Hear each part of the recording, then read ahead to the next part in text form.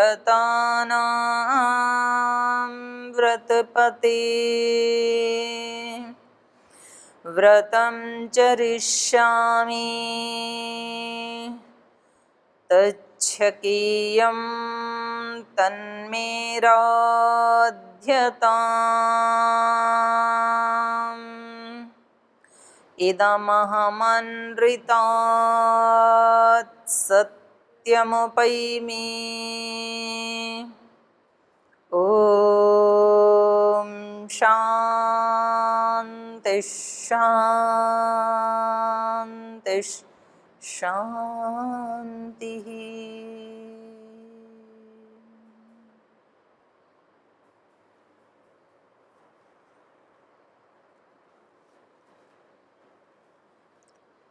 जीवन दर्शन कक्षा में आप सभी का स्वागत है।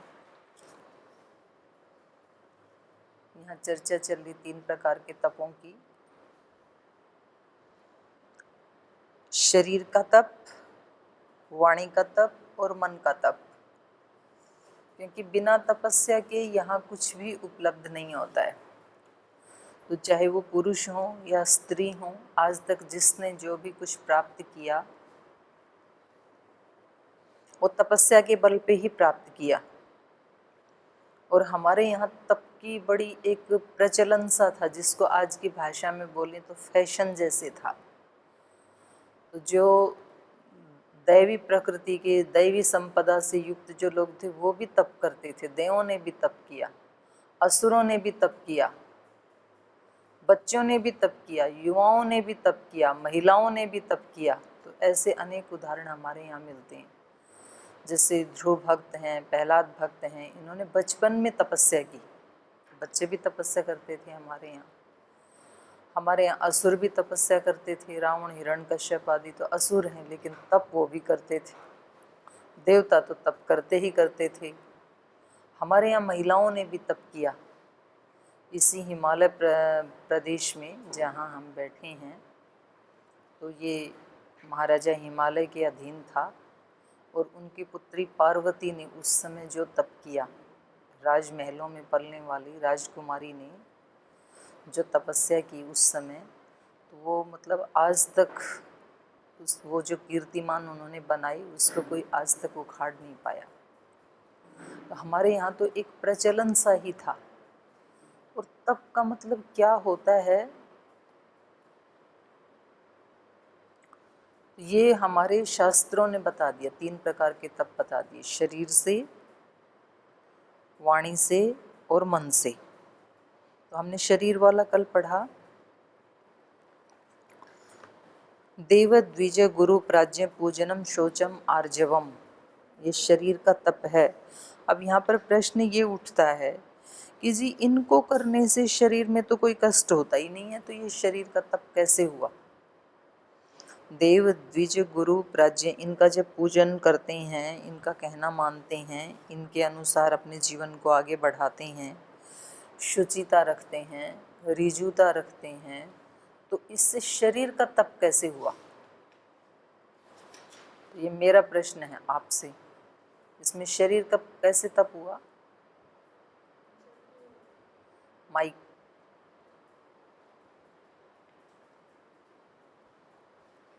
इसमें शरीर को तो कोई कष्ट मिल ही नहीं रहा है, तो इसमें शरीर का तप कैसे हुआ? की विद्वानों की सेवा करेंगे तो उस सेवा करने में हो सकता है कि हमें कहीं पर द्वंद्व सहन करना पड़े, समय के अनुकूल ना हो, या सेवा करने में शारीरिक कष्ट उस तरीके से अनुभव हो सकता है। अच्छा, और कोई उत्तर इसमें? व्यक्ति का जैसे स्वभाव होता है कि वो नीचे भी गिर सकता है, सरलता से नीचे भी आ सकता है, शुचिता से भी नीचे आ सकता है। तो ऊपर उठना तो अपने आप में तप ही है। अगर शरीर का कैसे हुआ इसमें? जैसे सरलता का नीचे आना, तो ये मन का हुआ। अच्छा, इसमें शरीर का तप, क्योंकि इनको शारीरिक तप कहा। शुचिता, ऋजुता, ये तो मन के गुण हैं। तो शरीर का तप क्या? शरीर को तो कोई कष्ट मिलेगा ही नहीं इनसे, तो शरीर का तप कैसे कहा इसको? मतलब केवल पूजन को?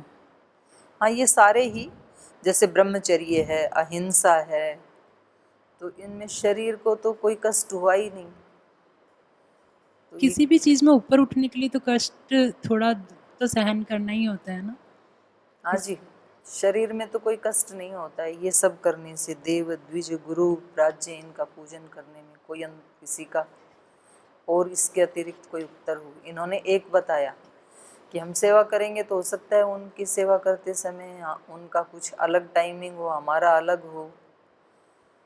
जब उनका जागने का टाइम होता है तब हमारा सोने का टाइम होता है, लेकिन जगना पड़ेगा, क्योंकि गुरु जी के सोए बगैर चेला यदि सो जाए तो ये गलत बात मानी जाती है। गुरु को सुला के तब सोना है और गुरु के उठने से पहले उठना है।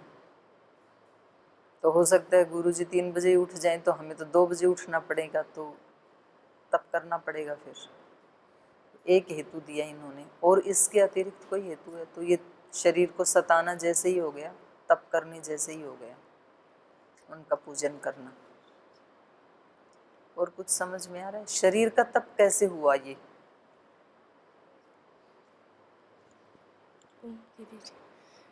इसमें ब्रह्मचर्य का भी बताया है, फिर अहिंसा का भी बताया है। कभी कभी ऐसा होता है कि कुछ मतलब कोई कीड़े वगैरह काट भी लेते हैं तो उसको मारते नहीं है कि अहिंसा के लिए, तो वो भी तो काटते हैं तो कष्ट होता है। अच्छा, इनका कहना है कि अहिंसा का पालन करेंगे तो शरीर में तो कष्ट सहना पड़ता है, कोई कीड़ा काट ले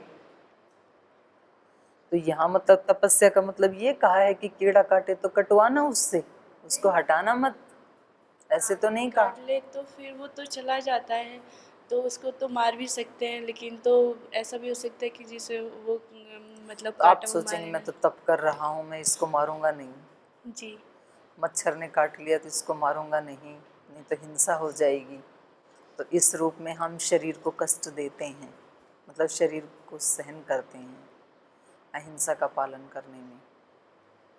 तो ये अहिंसा जो आप बता रही है तो कभी कभार होती है, और उसमें तो आप अहिंसा क्या करते हो, आपका वश ही नहीं चलता। तो मधुमक्खी ने काटा और उड़ गई, आप कहाँ मारोगे उसके पीछे, जाओ आप बंदूक लेके। ततैये ने काटा और चला गया, बिच्छू ने काटा और घुस गया उसमें बिल में, सांप ने काटा और भाग गया, तो आप उसको मार भी नहीं सकते। कभी तो ऐसे भी होता है ना, कभी तो ऐसे होता है कि मार सकते थे, नहीं मारा, और कभी तो ऐसे होता है मार ही नहीं सकते थे। तो यहाँ एक्चुअली इसका उत्तर ये है कि शारीरिक तप, शरीर को सताने को तप कहा ही नहीं गीता ने। इसी के तो 6ठे श्लोक में तो आया था, जो शरीर को सताते हैं तपाते हैं उनको असुर कहा। यहाँ पे जो शरीर को तंग करते हैं, ये देखो, कर्षयंत शरीरस्थम भ्रोतग्रामम अचेतसः माम च अंत शरीरस्थम तान विद्धि असुर निश्चयान। निश्चित रूप से उनको असुर जानो, वो मेरे को भी कष्ट देते हैं, भूतग्राम को भी, इंद्रियों को भी कष्ट देते हैं, और खुद अपने शरीर में स्थित आत्मा को भी कष्ट देते हैं।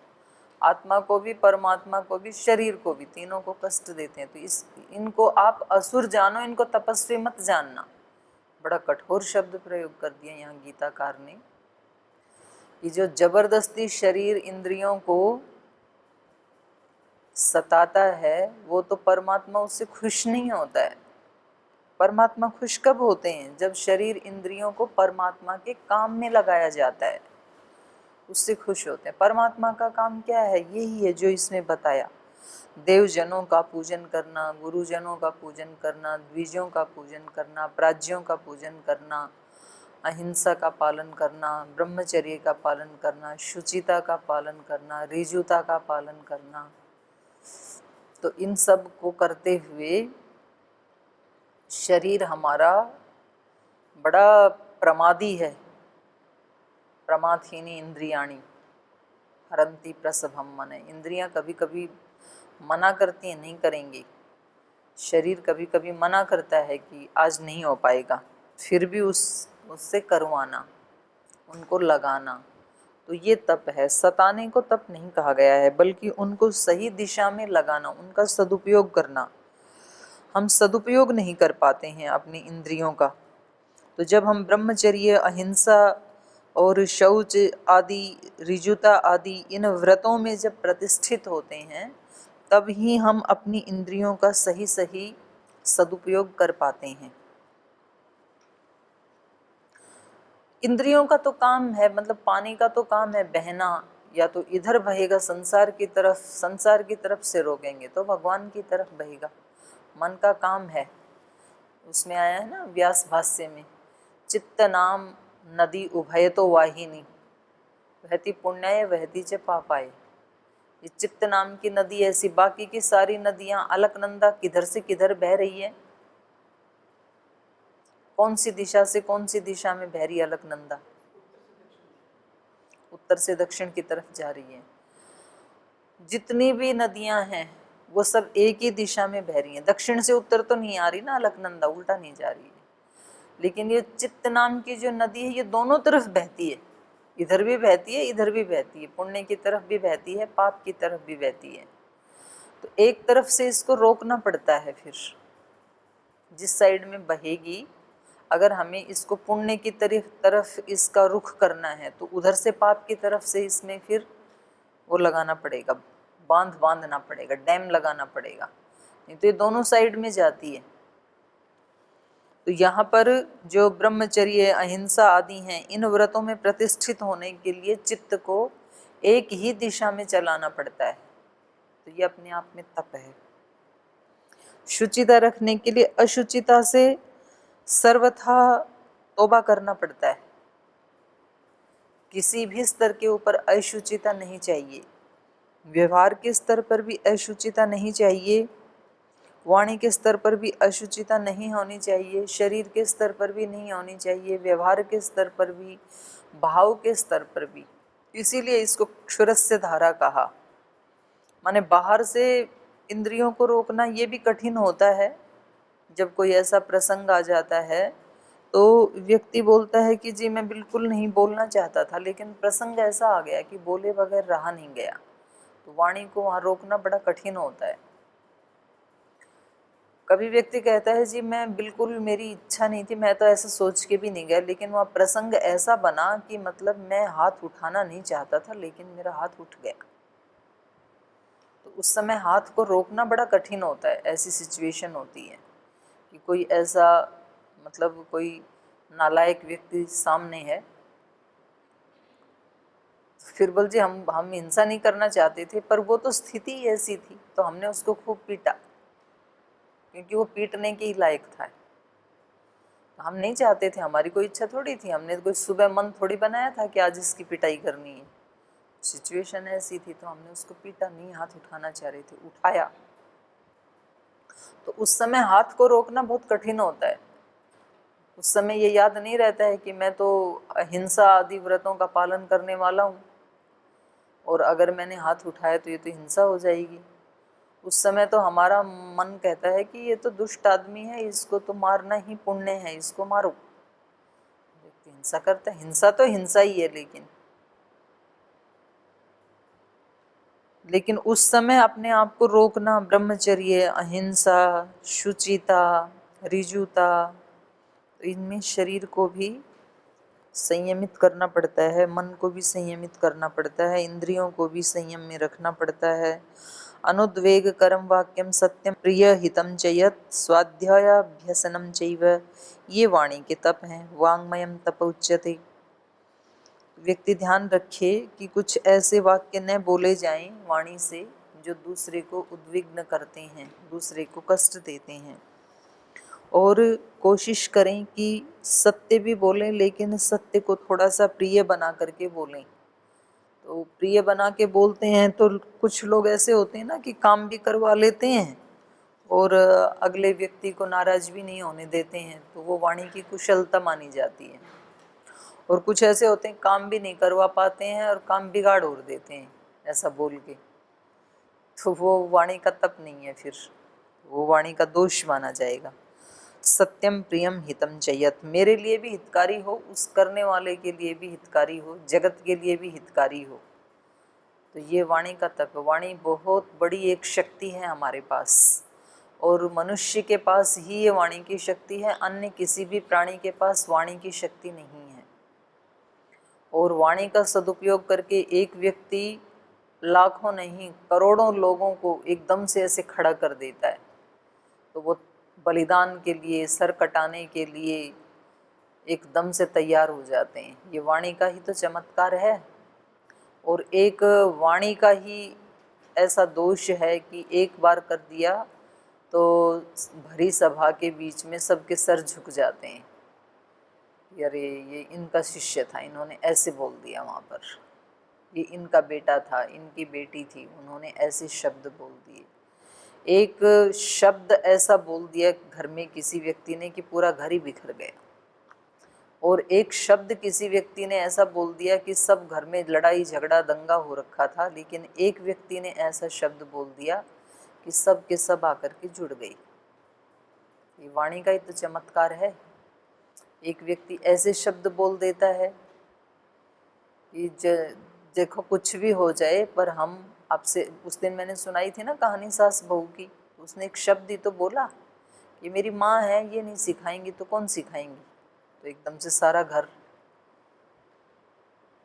और एक शब्द व्यक्ति ऐसा बोल देता है कि जो बिल्कुल मिले हुए थे, मन बिल्कुल अच्छे से रह रही थी, और सब में जो है आग लगाने का काम करता है। तो मंथरा ने एक शब्द ही तो बोला था, सारा का सारा घर तबाह हो गया, कुल खानदान तबाह हो गया। इतिहास बदल जाते हैं वाणी के ऊपर। एक शब्द ऐसा होता है जो इतिहास का रुख मोड़ देता है। तो ये वाणी का तप, मतलब ठीक है, बच्चा वैसे तो लगभग 1 वर्ष में या 7-8 महीने में बोलना सीख जाता है, बोलना शुरू करता है 7-8 महीने में। 1 वर्ष 2 वर्ष होते होते सब उच्चारण अच्छे से करने लग जाता है, या ज़्यादा से ज़्यादा 2-3 वर्ष लगा लें, 4 लगा लें, 5 वर्ष लगा लें। 5 वर्ष का होते होते बच्चा सब उच्चारण करने लग जाता है, सीख जाता है बोलना। लेकिन वास्तव में वाणी का सदुपयोग कभी कभी 80-90 वर्ष की उम्र में भी नहीं आता है करना, कि इस वाणी का सदुपयोग कैसे किया जाए। और उसमें फिर वो जो संस्कार बन जाते हैं उनको हटाना फिर बहुत ही टेढ़ी खीर हो जाती है। कई बार जानते हुए भी व्यक्ति उसको ठीक नहीं कर पाता है। फिर एक बार संस्कार बन गई तो ये जो तप हैं, ये बुढ़ापे में सिखाने की चीज़ें नहीं हैं, ये बचपन में सिखाने की चीज़ें हैं। छोटे बच्चों को सिखाना चाहिए कि हमें शरीर से तपस्वी होना चाहिए। जैसे यहाँ पर हम गुरुकुल में व्याकरण विद्या, दर्शन विद्या, संस्कृत विद्या आदि सिखाते हैं, तो वहाँ पर ये इस प्रकार की तप करने की विद्या भी हमें सिखानी चाहिए।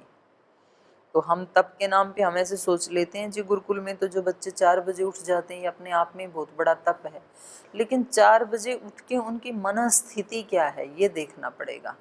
4 बजे उठ तो गए, लेकिन उठ करके वो नींद में मंत्र बोल रहे हैं, नींद में नहा लेते हैं, नींद में यज्ञ कर लेते हैं, ध्यान कर लेते हैं, तो उसका फिर परिणाम नहीं आता, रिजल्ट नहीं आता है फिर उसका।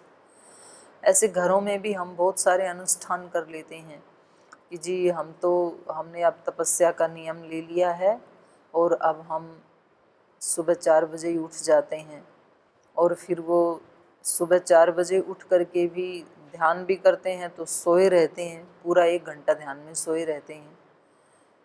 और क्योंकि नींद पूरी हुई नहीं तो फिर कुछ जाप आदि करते हैं, माला आदि का, तो वो भी फिर उसका अर्थ सहित नहीं करते हैं, भाव सहित नहीं करते हैं, तो फॉर्मेलिटी पूरी करने के लिए। या मंदिर में जाते हैं तो एक ड्यूटी जैसे होता है कि करके आ गई, दिन में सोते हैं, तो फिर उसका कई वर्षों तक करने के बावजूद भी परिणाम नहीं आता है। तो वास्तव में तप क्या है, ये हमें बचपन में ही ये संस्कार डाल देने चाहिए कि वाणी का तप है, शरीर का भी ये तप है और इसका ये परिणाम है। हमारे पास मिलती तो हैं हमें चीज़ें, लेकिन हमने उस साधन से ऐसा क्या प्राप्त किया। वाणी तो मिली, लेकिन उस वाणी को प्राप्त करके हमने उन पशुओं से अतिरिक्त क्या अपने जीवन में पाया। अगर उनका जितना ही पाया, तो अगर हमने केवल रोटी कपड़ा मकान संतान इतना ही प्राप्त किया, तो ये तो पशुओं ने भी कर लिया, उनके पास तो वाणी भी नहीं थी। इतना ही यदि प्राप्त किया तो फिर तो कोई खास इसका सदुपयोग नहीं हुआ वाणी का। जो जब मन में आया तो ऐसे भी बोलते हैं व्यक्ति, बोल जी हम तो स्पष्ट वक्ता हैं, जो आता है बोल देते हैं, वैसे का वैसा हम। तो जैसा भाव है वैसा ही बोल देना, तो उसमें तो कुछ भी तप नहीं करना पड़ता है। वाणी का तप तो होता है कि तोल के बोलना। एक बात कहनी है तो उससे पहले व्यक्ति एक आधी सेकंड के लिए अपने आप को रोक पाए, एकाग्र कर पाए कि इस बात को कैसे कहूँ इससे, तब तो ठीक है, तब तो बात बन जाती है। और उसको थोड़े से वैसे तरीके से कह दिया, रफ तरीके से कह दिया, तो फिर वही बात जो है ना वो फिर काम बिगाड़ देती है। तो वास्तव में ये वाणी का तप करने की आदत बचपन में डालनी चाहिए। सत्य भी बोलें, प्रिय भी बोलें, हितकारी भी बोलें। और अगली बात कही स्वाध्यायाभ्यसनम चैव, जो पढ़ा है उसका अभ्यास करें हम। अभ्यासों का ही परिणाम है हमारा जीवन। जीवन शब्द जो बना है तो वैसे तो वो जीव धातु से बनता है, जीव प्राण धारणे। जैसे ही व्यक्ति ने प्राणों को धारण किया, प्राणों को धारण करता है जब ये गर्भ से बाहर आता है। उससे पहले तो माँ के प्राण से ही प्राण लेता रहता है, अलग से उसके नासांद्र आदि बंद रहते हैं माँ के गर्भ में। बाहर आने पर वो झिल्ली को तोड़ के उसके नाक को खोला जाता है और उस जो माँ के साथ नाल जुड़ी थी उसको काट दिया जाता है। अब ये प्राण लेना शुरू करता है, तो जीवन वहाँ से शुरू हो जाता है। और अब ये प्राण लेने के साथ साथ और भी फिर कई सारी चेष्टाएं करता है, कई सारी क्रियाएं करता है। तो सुबह से लेके शाम तक और बचपन से लेके मरण पर्यंत जितनी हमने चेष्टाएं की हैं, खाना पीना, सोना, रोना, हंसना, जागना, उठना, बैठना, चलना, जितने भी हैं, पढ़ना, पढ़ाना, लिखना, लिखाना, सोचना, ये सब के सब सारी की सारी क्रियाएं मिलकर के एक जीवन का रूप लेती हैं। एक दिन की जो क्रियाएं हैं वो हमारा एक दिन का जीवन है, एक घंटे की जो क्रियाएं हैं वो हमारा एक घंटे का जीवन है। और ऐसे ऐसे फिर 5-7 दिन मिला देते हैं वो हमारा साप्ताहिक जीवन है, ऐसे ऐसे 15 दिन मिला दें वो हमारा पाक्षिक जीवन है। ऐसी ऐसी क्रियाओं का एक महीने का समूह जो है वो मासिक जीवन कहलाता है। ऐसे जीवन बन जाता है महीनों से, वर्षों से सारा जीवन। तो इन्होंने कहा अभ्यास, स्वाध्यायाभ्यसनम चैव, जो पढ़ा है उसका अभ्यास। अभ्यास के बिना विद्याएं हैं वो अभिशाप बन जाती हैं फिर। तो ये वाणी के तप हैं। अब ये बड़ा होकर के तो व्यक्ति को इतना पक जाता है कि उसको सोचने का भी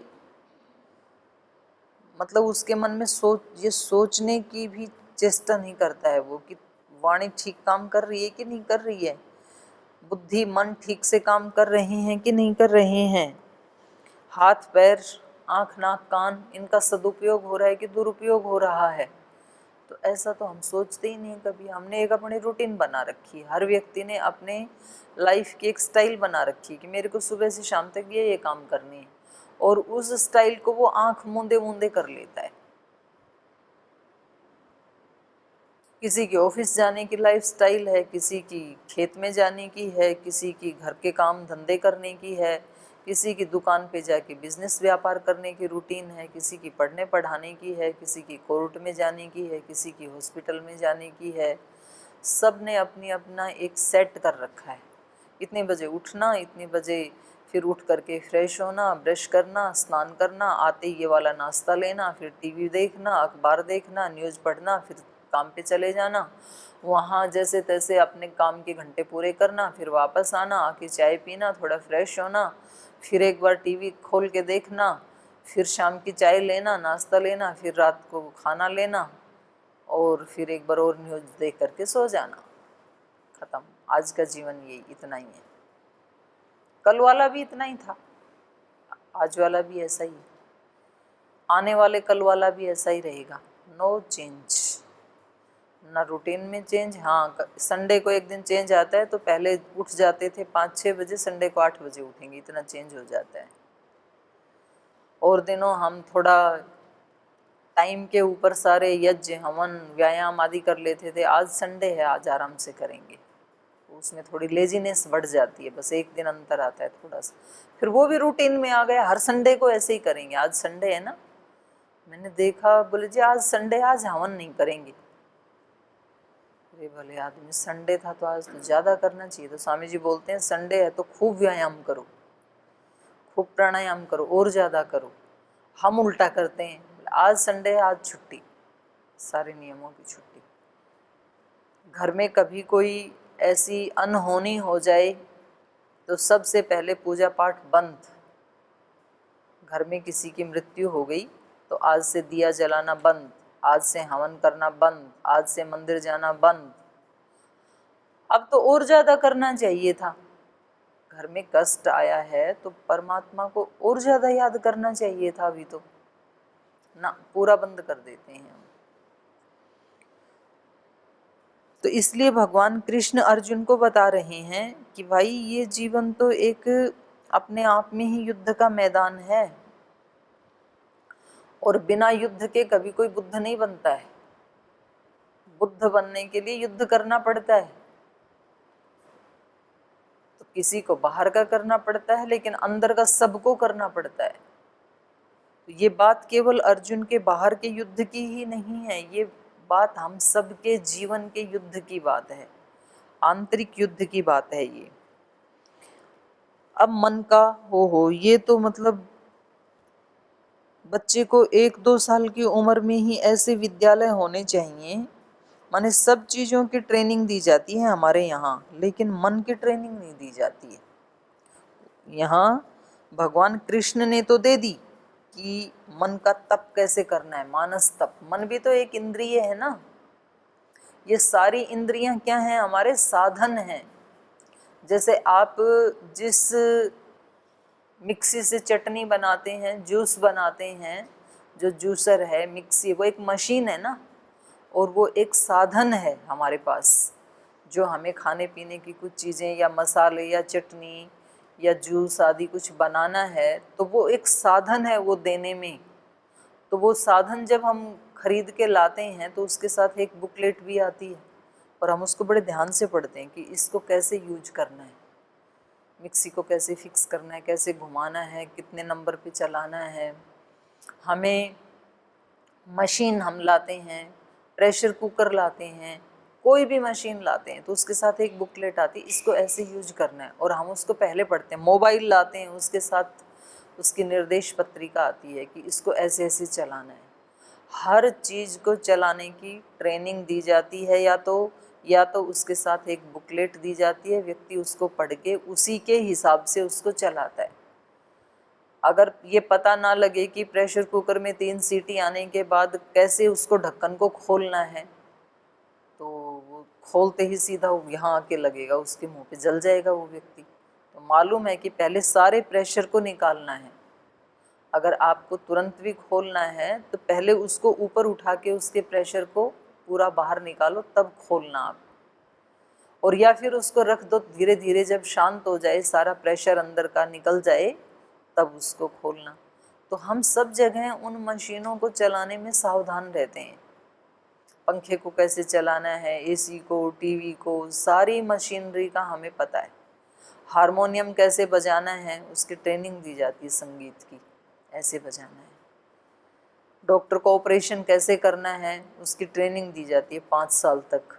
इंजीनियर को वो मकान कैसे बनाने हैं, पुल कैसे बनाना है, उसकी ट्रेनिंग दी जाती है। सब चीज़ों की ट्रेनिंग दी जाती है। लेकिन हमें जो जन्म से जो मशीन मिली हैं, 10 इंद्रियां और 11वां मन, 11 मशीन मिली हैं हमें अलग अलग। उन मशीनों को कैसे चलाना है उसकी ट्रेनिंग नहीं दी जाती है। बस देखने लग गए,